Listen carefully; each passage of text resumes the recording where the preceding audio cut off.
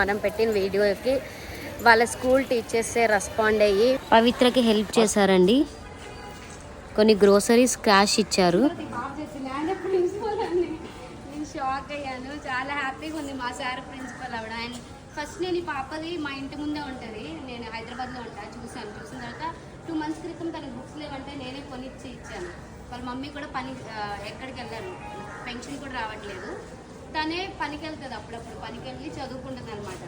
ఇంకా so books లేవక్క అంటే నేనే బుక్స్ కొనిచ్చాను. మన వచ్చి చూసేసరికి చాలా దారుణంగా ఉంది. ఇంకా ఏం చేయాలి, నేను అది చేయి దాటిపోయింది. బట్టలు సరుకులు ఇవంటే నేను కొనివ్వలేను, బుక్స్ అంటే హెల్ప్ చేయగలుగుతాయి, ఏదో ఒకటి చేయాలి, వాళ్ళ మమ్మీ కోసం అన్నా చేయాలని ఒక పోస్ట్ పెట్టాను. నాకు తెలిసిన media Zee TV news reporter Nagasrinu garu ఉంటే మీరు ఏదో ఒకటి హన్సీకి వీళ్ళకి ఇద్దరికి హెల్ప్ చేయాలనగానే పోస్ట్ పెట్టగానే మీరు రెస్పాండ్ అయ్యి మా టీచర్స్ రమ్మన్నారని చెప్పగానే చాలా హ్యాపీగా ఫీల్ అయ్యాను. Thank you madam, thank you sir.